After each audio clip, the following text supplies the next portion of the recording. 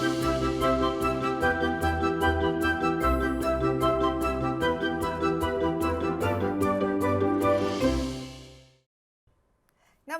मैं हूं प्रियंका संभव। हर शाम को 4 बजे आपसे जुड़ती हूं लाइव हेलो मनी 9 का ये शो लेकर के, जिसमें हम पर्सनल फाइनेंस के अलग अलग एस्पेक्ट्स पर आपसे बात करते हैं। थर्सडेज को हमारा फोकस रहता है रियल एस्टेट पर, लेकिन आज रियल एस्टेट पर भी हम बात करने वाले हैं इस मुद्दे पर नहीं कि कहाँ प्रॉपर्टी खरीदें, लेकिन हम एकदम फाइनेंशियल एस्पेक्ट को टच करने वाले हैं। जीवन में हम हमेशा इम्प्रूव करते रहते हैं। अच्छा घर चाहिए, बड़ी कार चाहिए, बेहतर नौकरी चाहिए, वेल सेटल लाइफ चाहिए, और लाइफ में प्रोग्रेस भी इसी से होती है। तो यही बात हमारे फाइनेंशियल डिसीजंस पर भी लागू होती है। जिस तरह हम बेहतर चीज़ों के लिए कोशिश करते हैं, उसी तरह बेहतर होम लोन का विकल्प भी तलाशना ज़रूरी है। इसका मतलब है कि आपने अगर एक बार होम लोन ले लिया और आपको लग रहा है कि आपका बैंक आपसे जिस तरह का इंटरेस्ट ले रहा है, आप उसी को देते रहिए। आस पास में चेक नहीं करेंगे कि भाई हो सकता है कि आपके ठीक बगल वाला ही बैंक जो है वो आपको कम रेट में वही होम लोन ऑफर कर रहा होगा, तो व्हाई नॉट। तो होम लोन रीफाइनेंसिंग ये क्या होती है, कब आपको ऑप्ट करनी चाहिए, कब आपको नहीं ऑप्ट करनी चाहिए, इसके क्या फ़ायदे हैं, कुछ नुकसान भी हो सकते हैं, तो यही समझने वाले हैं आज हम। और इस पर बात करने के लिए मेरे साथ जुड़ रहे हैं एक ख़ास मेहमान। आज हम बात करने वाले हैं आई लोन, जो कि लोन टैप ग्रुप की कंपनी है, और इसके सीईओ राजीव दास मेरे साथ जुड़े हुए हैं। और ये लोग जो है दिन भर लोन कैसे सही तरीके से दिया जाए, उसका आप कैसे सही तरह से भुगतान करें, इस पर काम करते हैं। एंड मुझे लगा इनसे अच्छा और कौन स्पोक्स पर्सन हो सकता है इस पर। Thank you so much Rajiv for joining us. In fact जो लोग राजीव से स्ट्रेट अपना सवाल भी पूछना चाहते हैं, मैं उन्हें बता दूं आप कैसे भेज सकते हैं अपने सवाल। आप हमें व्हाट्सएप कर सकते हैं 9311211874 पर, या फिर ईमेल कीजिए money9query@tv9.com पर। साथ में आप हमें लाइव भी हमारे इस ब्रॉडकास्ट में जो कमेंट बॉक्स है उसमें हमने क्वेश्चन लाइव भी भेज सकते हैं। कुछ लोग हमें भेजना शुरू कर चुके हैं। थैंक यू सो मच जुड़ने के लिए। श्रद्धा, वसीम, विजेंद्र, आपके सवालों को हम शामिल करेंगे। हालांकि श्रद्धा, मैं आपका सवाल नहीं ले पाऊंगी, आपने बहुत ही स्पेसिफिक सवाल पूछा है, पर हाँ, अगर होम लोन के रीपेमेंट, होम लोन के ट्रांसफ़र, बैलेंस ट्रांसफ़र पर सवाल है तो प्लीज़ भेजिए हमें।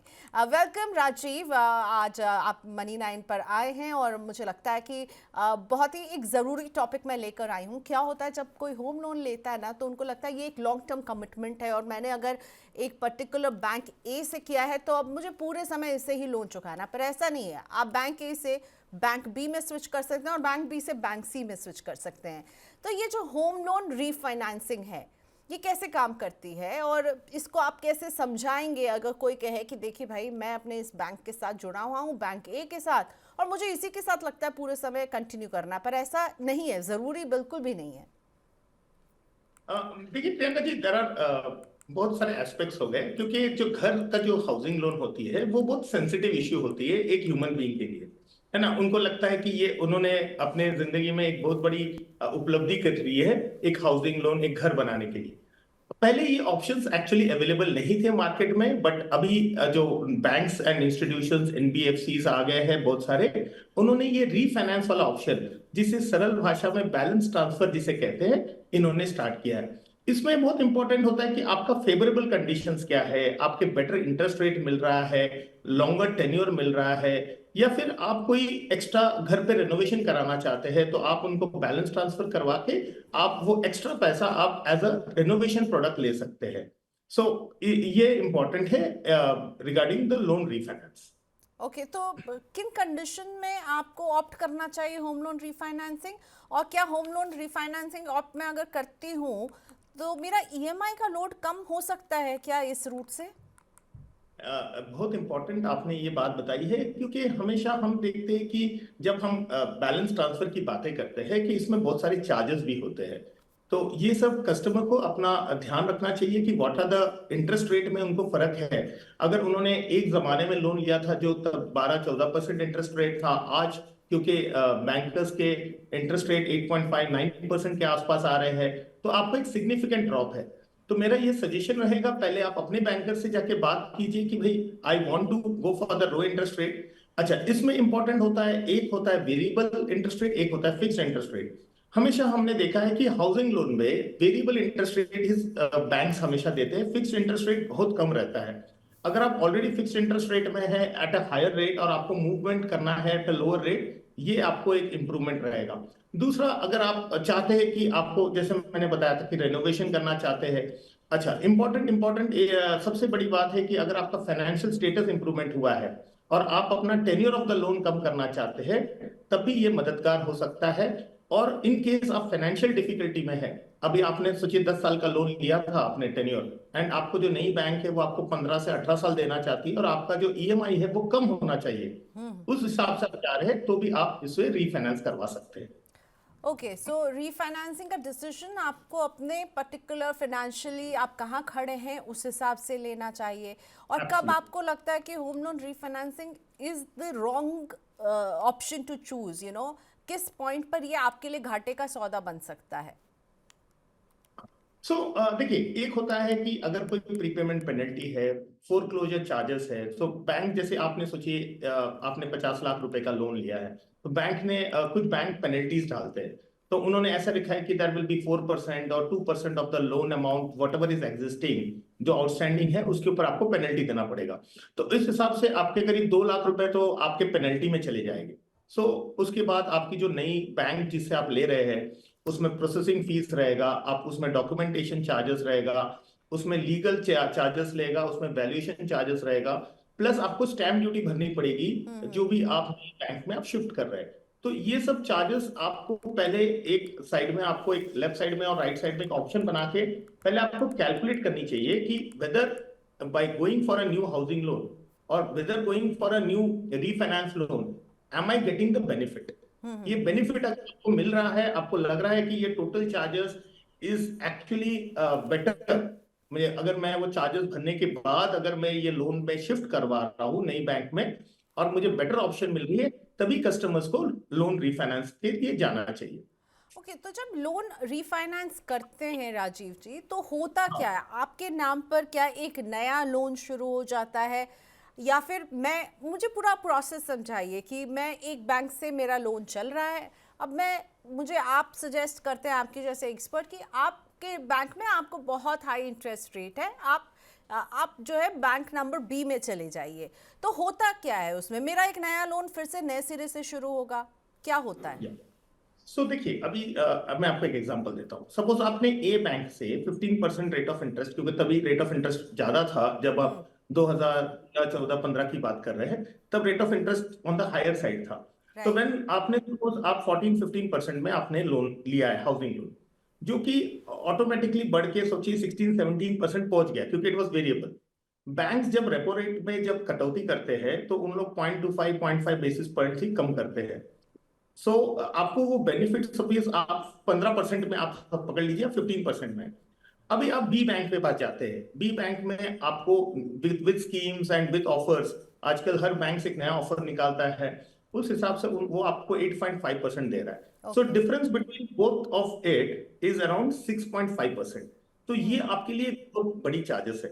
अगर आप बैंक के साथ नेगोशिएट करते हैं सामने वाली बैंक के साथ कि भाई मैं प्रोसेसिंग फीस कम करूंगा या नहीं दूंगा, या फिर उनके जो ऑफर्स रहते हैं कि पे 5,000 rupees processing fee for any kind of loan, तो आप अगर 50 लाख के ऊपर आप करीब 6.5% का आप अगर जो आउटस्टैंडिंग है वो आप उसको बैलेंस ट्रांसफर करवाएंगे, सो तो बी बैंक है आपको ये नाम पे एक नया लोन बना के देगी based on the okay. Xerox copy of the document okay. जो आपके पड़ा हुआ है उसके ऊपर और वो लीगल। सारी रकम जो है वो बैंक ए को पे कर देगी?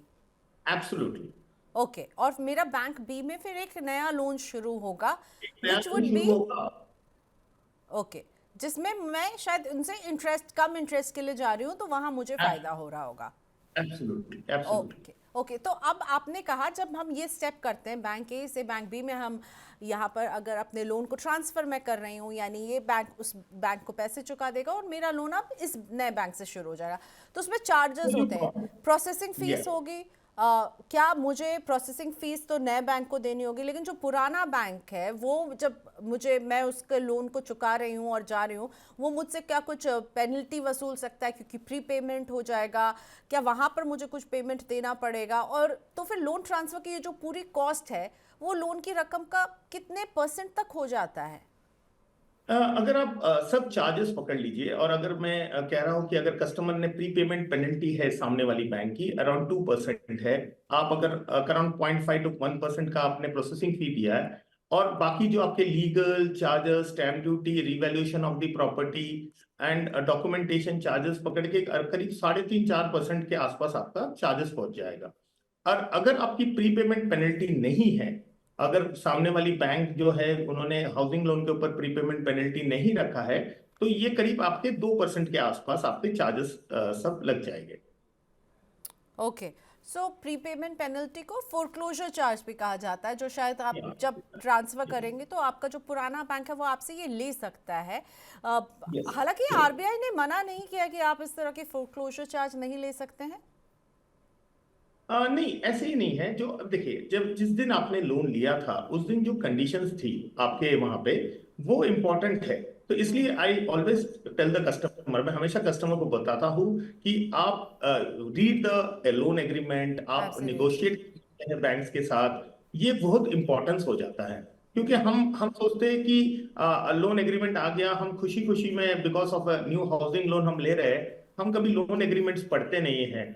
यही पे हमारा थोड़ा सा प्रॉब्लम हो जाता है। नहीं तो नहीं, हमें वेरी ट्रू, आप जो कह रहे हैं वो बिल्कुल बात सही है। होता यही है कि लोन मिल गया भाई, अब चलो, अब अपने घर लेने का वो जो यूफोरिया होता है ना, उसमें हम लोन अग्रीमेंट के डिटेल्स में जाते ही नहीं है। ये बहुत इंपॉर्टेंट डिटेल है कि क्या आपका बैंक, उस समय हो सकता है आपको लगेगा अरे मैं अब कहाँ किसी बैंक में जाने वाली हूँ, मैं इसी बैंक में चिपके रहूँगी, पर दैट्स नॉट इम्पॉर्टेंट। हो सकता है आगे जाके आपको कोई बेटर डील मिल रही हो। सो वो आपसे क्या फोरक्लोजर चार्ज कुछ वसूलेगा या नहीं वसूलेगा, प्लस वो कब कैसे वो आपको बताएगा जब भी वो रेट रिवाइज करेगा, इन सारी बातों को ज़रूर पूछना और समझना चाहिए।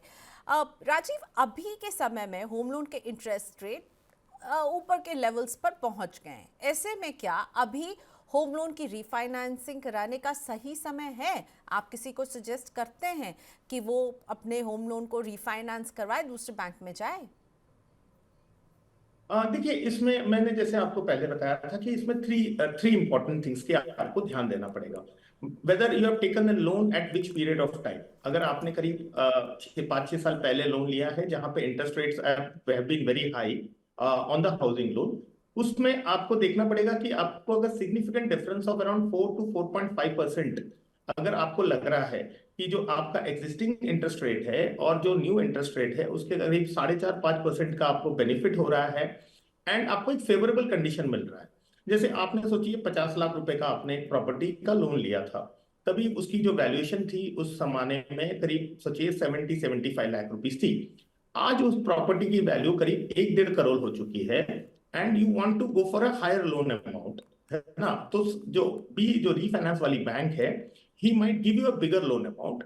आप उसको रेनोवेशन में यूज कर सकते हैं। अगर आपके कुछ कोई बंगलो प्रॉपर्टी है तो आप उसमें you can go for a higher floor. तो ये सब चीजों का आपको ध्यान रखना पड़ेगा, एंड आपको ये देखना पड़ेगा कि आपका जो टेन्योर ऑफ द लोन है, क्योंकि अभी ओरिजिनल लोन हमने सोचिए आपके 20 साल का दिया था, आपने 6-7 साल ऑलरेडी कर चुके हैं, भर चुके हैं, and if your age is on your side, तो आप ये भी कर सकते हैं कि you can go for a higher loan amount, and a higher tenure. तो आप वापस उसको 3 साल के लिए रीफाइनेंस कर सकते हैं। ओके, सो क्या रीफाइनेंसिंग करने में हम अपने घर में एडिशन भी कर सकते हैं? क्योंकि मैं अगर बैंक ए से बैंक बी में जा रही हूँ और मुझे लग रहा है कि इसमें मुझे ज़्यादा अमाउंट मिल सकता है, मेरी फिनेंशियल कैपेसिटी है, तो क्या अमाउंट अगर बढ़ जाए तो मैं उसमें अपने, मतलब एक और उस जिस घर पर लोन है वही रहेगा, पर उसमें शायद मैं कुछ एक्सटेंड करके उसे बड़ा कर सकती हूँ? हाँ, definitely. So that is a very important option which refinance जो ऑप्शंस होती है, ये इसमें बहुत इंपॉर्टेंट प्ले करता है। तो जैसे आपने जैसे बताया कि I have taken a loan और मुझे एक्स्ट्रा 20-20 लाख रुपीस का फायदा हो रहा है, एंड मेरे को उसमें रिनोवेशन करवाना है या मेरे को होम एक्सटेंशन करवाना है। ये सब चीजें आप नए बैंक्स के पास जाके, and this will actually give the entire benefit to the customer. मेरे हिसाब से। बट क्या ये इतना ही इजी है जितना हम दोनों बात कर रहे हैं? क्योंकि जब आप एक पुराने बैंक को कहेंगे कि भाई मैं अपना होम लोन जो है आपके बैंक से हटा के दूसरे बैंक में ट्रांसफ़र कर रहा हूँ, सो आई एम श्योर वो पुराना बैंक नहीं चाहेगा अपने कस्टमर को लूज़ करना। आप ऐसे में क्या लोगों को सलाह देते हैं? क्या पुराना बैंक रिटेन अगर करना चाहता है तो क्या इज इट अ पॉइंट कि मैं बार्गेन करूँ उनसे कि आप मुझे बेटर इंटरेस्ट रेट दीजिए? डेफिनेटली यही मेरा हमेशा रहता है कहना कि आप कोई भी ऑप्शंस आप देखने से पहले पहले आप जाइए अपने पुराने बैंकर्स के पास, रीनेगोशिएट कीजिए। अगर आपका क्रेडिट स्कोर अभी अच्छा हो चुका है, हो सकता है कि वो आपको फेवरेबल टर्म्स एंड कंडीशंस दे, और they will be more happy to support. अगर आपका रेगुलर ईएमआई आ रहा है and they don't want to lose an existing good customer, तो हो सकता है कि they might agree to your terms and conditions, और आपको ये जो मेहनत करना पड़ेगा रीफाइनेंसिंग का, रीवैल्यूएशन का, लीगल का, ये जो चार्जेस का है, आपका जो इश्यूज है, that will actually get resolve for you. जब होम लोन लेने के लिए लोग जाते हैं तो एक ट्रेंड जो नज़र आता है, मैं ये होम लोन से थोड़ा सा अलग, जो हम बैलेंस ट्रांसफ़र की बात कर रहे हैं उससे अलग जा कर के आपसे पूछना चाहती हूँ कि अक्सर बैंक के मैनेजर, ब्रांच मैनेजर्स आपको कहेंगे कि जी आपको होम लोन के साथ एक टर्म इंश्योरेंस लेना ज़रूरी है। उसको ऐसे प्रेजेंट किया जाता है कि वो आपके होम लोन का इंश्योरेंस है। क्या ये सही है और कस्टमर्स को ये इंश्योरेंस लेना चाहिए? क्योंकि कई लोग हैं जिनसे मैं मिलती हूँ जिनको होम लोन के साथ जो है वो एक इंश्योरेंस चिपका दिया गया है। देखिए, ये कस्टमर से कस्टमर डिफर करेगा, बट मेरा ऐसा पर्सनल मानना है कि देखिए, बिकॉज हाउसिंग लोन जो होती है वो it is a huge amount of responsibility, है ना। सो अगर आपने एक टर्म इंश्योरेंस पॉलिसी ले लिया, और अगर if there is any issue with your health, और in case of any kind of eventuality, अगर आपको कुछ प्रॉब्लम्स हो जाती है, डेथ हो जाती है, in that case the bank can recover that money easily. See, today, now आपने अभी, if you consider with India, 97% of the Indians have just one property with them. अब एक ही प्रॉपर्टी के ऊपर हाउसिंग लोन है, तो अगर आपने ये इंश्योरेंस ले लिया है, तो अगर if there is an eventuality, जैसे मैंने बताया, तो ये क्या होती है कि बैंक्स जो होती है वो इंश्योरेंस कंपनी के साथ ऑलरेडी उनके पास एक डील रहती है, तो आपको ज्यादा मेहनत नहीं करनी पड़ेगी। जैसे आप सोचिए, एक अलग इंश्योरेंस कंपनी के पास है, तो पहले उनसे पैसे लो and then you have to repay the loan. इसमें क्या हो जाता है, बैंक सामने से आपको हेल्प करने को तैयार हो जाता है, और banks can foreclose the amount. और in case of many insurance policies, जो बचा हुआ पैसा है, जैसे आपने सोचिए 50 लाख रुपए का लोन लिया या 1 करोड़ का लोन लिया था, अभी आउटस्टैंडिंग सपोज आपका 60-65 लाख रुपीस है, तो ये 65 लाख क्लोज भी कर देगी लोन, और बाकी के पैसे भी आपको रिफंड हो जाती है। So I think so that is an additional benefit. और इन जब आप टुडेज लोन वर्ल्ड, ट्रांसफर करेंगे, बैलेंस ट्रांसफर करेंगे, तब क्या होता है इन दैट केस? अगर मेरा बैंक ए के साथ इंश्योरेंस था तो वो ट्रांसफर हो जाएगा या मुझे एक नया इंश्योरेंस लेना होगा? Then what will happen? देखिए, there are two ways of it. एक होती है आप ईयरली प्रीमियम भरते हैं ये इंश्योरेंस का, और एक होता है जैसे आपने 5 इयर्स और 3 इयर्स का इंश्योरेंस टर्म पॉलिसी कई लिया में है, अपफ्रंट पे पूरा पेमेंट ले लिया जाता है इंश्योरेंस का। या उस केस में आपको इंश्योरेंस कंपनी के पास जाना पड़ेगा, और इंश्योरेंस कंपनी को ये बताना पड़ेगा, इन्फॉर्म करना पड़ेगा, and you have to get the new loan account tag to that insurance company. या ये भी हो सकती है कि जो आप नए बैंक्स के पास जा रहे हैं, उनकी कोई टाई अप नहीं है वो इंश्योरेंस कंपनी के साथ, तो ये भी आपको बहुत इंपॉर्टेंट चीज आपने जो बताई है प्रियंका, वो ध्यान देना पड़ेगा आपको। कस्टमर, एज ए कस्टमर, आपको पहले इंश्योरेंस कंपनी को पूछना पड़ेगा, since I am going to be bank from a bank, तो whether that insurance company is aligned with you, और हम ले सकते हैं क्या नहीं, क्योंकि वो इंपॉर्टेंस हो जाएगा, क्योंकि ऑलरेडी आपने प्रीमियम भर चुके हैं उस केस में।